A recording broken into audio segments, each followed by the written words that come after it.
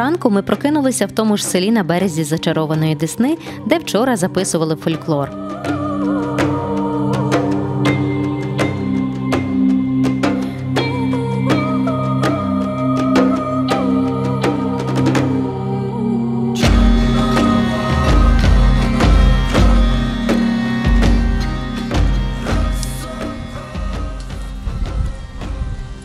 Варимо ранкову каву,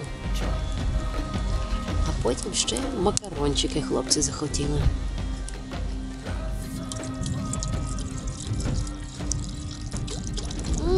Доброго ранку! Доброго ранку, мій хлопчику. Ти виспався? Так.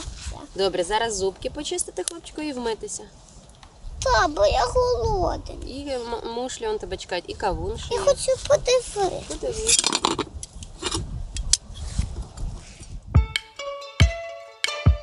Так починається наш типовий день у мандрах. Іноді, окрім сніданку, ми придумуємо собі різні розваги.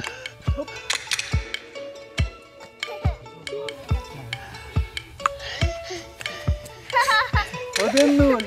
Як завжди. Молодець. Давай далі.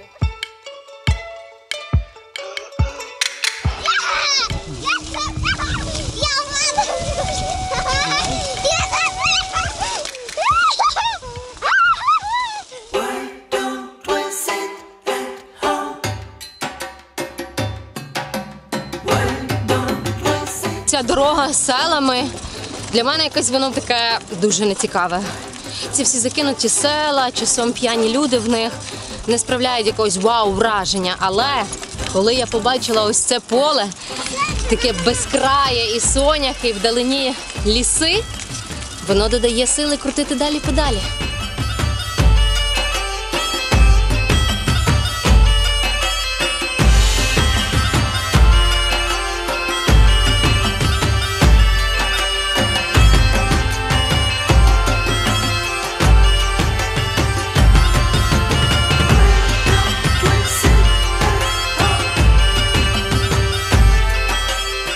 Незабаром серед, здавалося б, такої глухомані ми дістаємося унікального місця світового значення.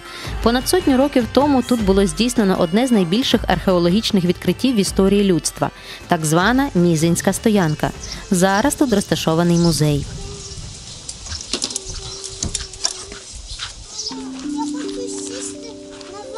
Знаходитесь на місці всесвітньо відомої Мезенської палеолітичної стоянки.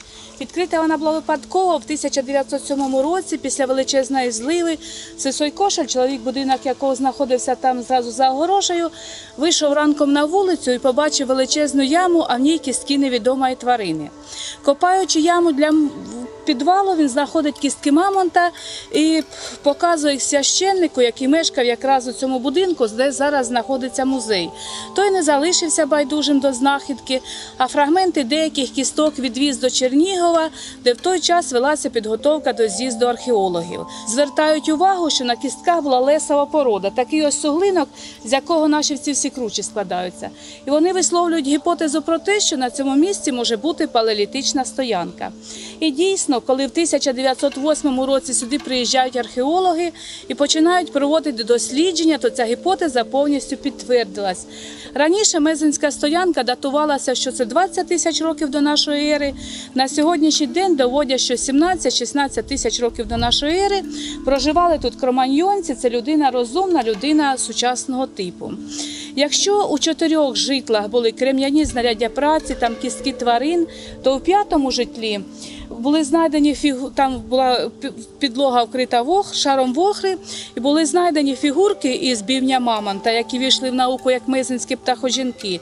Потім браслети із кісток мамонта і комплекс найстаріших у світі музичних інструментів. Це були шумові і ударні музичні інструменти. Можете сфотографуватися із мамонтом, ось його недавно нам тут поставили. На дні цього шурфу було знайдено один із дисків із хребта мамонта. Я вам його в музеї покажу, там кістка іншої тварини. А ось у нішах знаходяться крем'яні знаряддя праці, якими користувалися ще кроманьйонці. Тобто на цьому місці теж був якийсь виробничий центр мисливців на мамонтів. А в сірому ґрунті вже були знайдені фрагменти горщиків часів Київської Русі. От по берегу Десни брали крейду, то на машину потрапив фрагмент якогось дерева. Стоїть воно вкопане тут уже із 70-х років ХХ століття, стоїть під дощем, під снігом. А так як за той час, який воно провело в крейді, його структура повністю змінилася, перетворилася вже ніби на камінь. Тата, ти хочеш попробувати? Це дерево насправді. Ти Але знаєш? воно закам'яніло. Так, воно зараз як камінь. Ти відчуваєш? Так. Клас. Дивись, я поклав сюди монетку, щоб ще раз повернутися.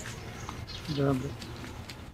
Експозиція починається такі ось символічні фотозливи, так як більше уваги на кістки мамонта якраз у цей час було звернено, тому що ще в кінці 19 століття місцеві жителі знаходили кістки мамонта, але для науки вони зникали безслідно. Уявіть собі, яке скупчення кісток було на тому місці, де ми починали екскурсію. Знайдено було залишки 116 мамонтів, більше 80 північних оленів, там песців, вівцебики. І всі ці кістки по завершенню розкопок розвозилися по музеях світу, тому що в Сполучених Штатах Америки і в країнах Європи, там, де експонується палеоліт, представлені кістки із Мезенської стоянки.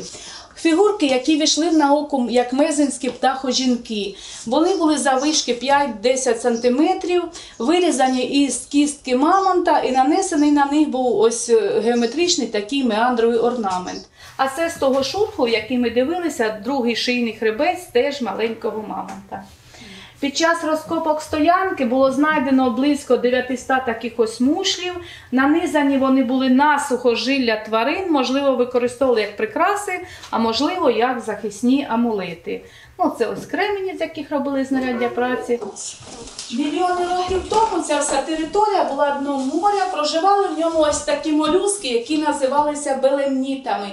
І до наших днів дійшли ось такі скам'янілості, які називають русалкині або чортові пальчики. Житла ці були загальною площею 20-25 квадратних метрів, і на будівництво кожного житла йшло від 2,5 до 3 тонн кісток. Як бачите, фрагменти йдуть повністю орнаментовані, і кожен орнамент має своє значення, тобто ці всі орнаменти були символічними. Якщо в кам'яному віці займалися мисливством і збиральництвом, то тут вже вміли прясти такі ось ткацькі пряльця різної форми. У Курилівці було знайдено фрагмент жертовного горщика, і теж, коли почали рахувати ці лінії в трикутниках, то довели, що повністю цей орнамент накладається на місячний календар. Ось 3 дні повний місяць, далі ущерблюється, 2 лінії місяця майже на небі не видно і молодичок. І так ось по горщику. У 5-3 столітті до нашої ери на цій території починають виникати городища. Люди, які раніше селилися по берегу Десни, піднімаються на оці ось кручі і утворюють ряд укріплених городищ.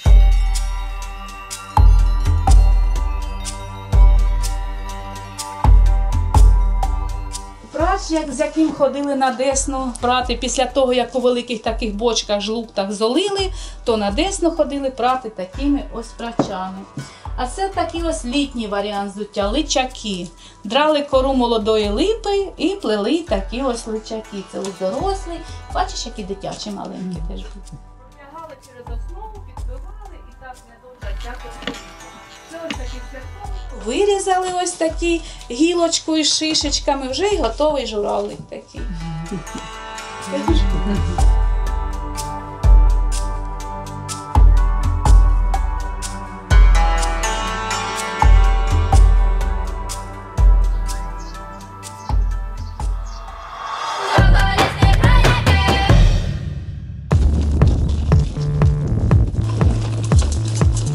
А от чим виявився цікавим цей маршрут від Сосниці до Новгорода Сіверського, що тут можна натрапити на будь-які види доріг, і асфальт, і поганий асфальт, класичний український, я б сказав. І ось такі от ґрунтові дороги через хащі. Тобто на будь-який смак, як то кажуть.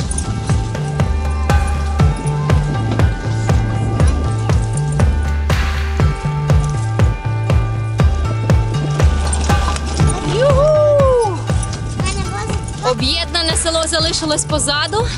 Ми повернулися на крутейший асфальт. Подивіться, це просто каток. І нам пише мапа, що залишилося до Новгород-Сіверського 27 кілометрів. Ну, сьогодні ми точно не доїдемо, бо вже вечоріє, сідає сонце. Але ще з кілька кілометрів можна проїхати і вже десь отаборятися. Ні, попереду підйом. Хо-хо-хо. Весело. Так, зараз у нас справді крутий підйом. Давайте подивимось, як Марко допомагає мамі. Марко, ти крутиш? Так. Давай, давай, клас! крутить. Молодець!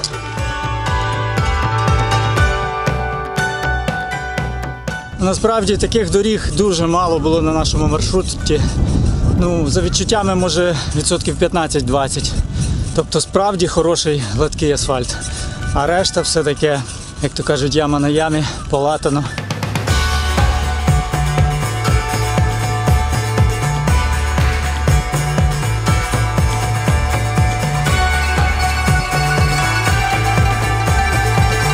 Скажу вам чесно, що якість доріг дуже впливає на наше бажання саме подорожувати в нас в Україні. Тому що коли дорога розбита, то ти справді не хочеш їхати. Думаєш, на що воно тобі треба? Але коли ти виїжджаєш на ось таку дорогу, це наче, знаєте, після затяжного дощу виходить сонце і душа починає радіти. І ти справді почуваєшся як на крилах і тобі хочеться подорожувати.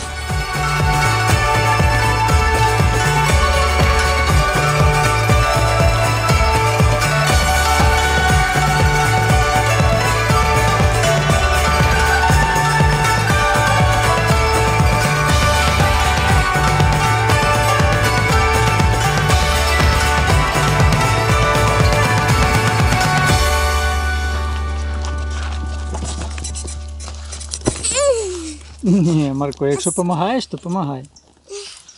Помагаєш? Ні, так діло не піде, Марко. А чому я так... Чому? Штовхай. А я штовхаю ногами. Давай, давай.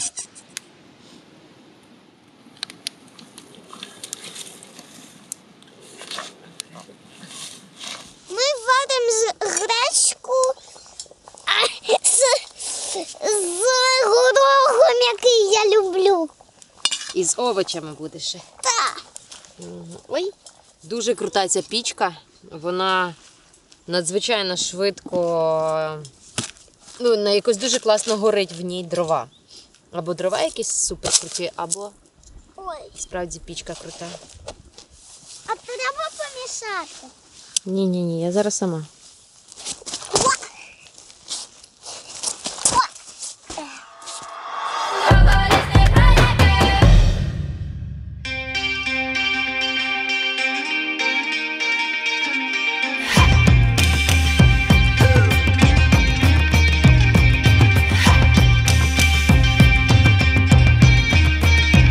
Їдемо далі деснянськими селами. І в дорозі у нас ніхто не байдикує. От, наприклад, капітан Марко сьогодні складає плани, як в наступну подорож взяти з собою музичні інструменти. Ручка прикріпити барабанну установку, яка складається, барабанну установку, але гітару призу, бас-гітару, а з цього боку електрогітару і пам-пам-пам!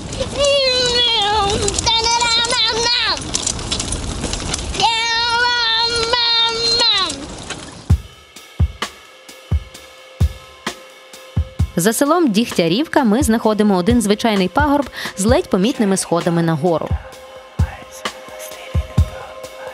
Проте звичайним він може здаватися лише необізнаній людині.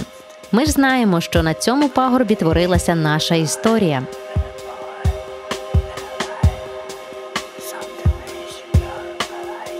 От в цьому красивому місці на пагорбі, на горі, з таким прекрасним видом на Полісся, на Сіверщину. 30 жовтня 1708 року зустрілися Карл XII і Іван Мазепа. Якраз ішла північна війна, шведи наступали на Україну, росіяни з іншого боку давили. І гетьман Іван Мазепа вирішив скористатися нагодою, позбутися російського гніту і підписати угоду з Карлом XII. Ну, далі події, ви знаєте, що далі відбувалося. Але саме на цьому місці, от тоді, купу років тому, 30 жовтня, тут вони сиділи, говорили, може навіть десь отам, де стоїть ця лавка, дивились на ці краєвиди і домовлялися.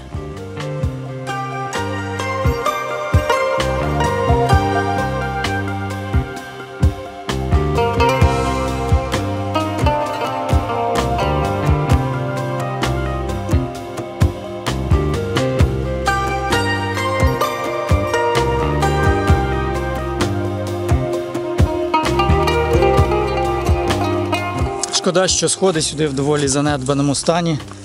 У мене таке враження, що коли їх зробили, після того тут майже нічого і не робиться. Але з огляду на те, що місце справді дуже важливе, тут би мало би доглядатись більше, я думаю. Особисто для мене укладання угоди між Мазепою і Карлом XII є дуже важливою, була і перспективною. На жаль, все це не виправдалось і все закінчилось трагічно. Нам лишається лише уявляти можливість того, які перспективи відкривались перед Україною в той час, якби все закінчилось інакше.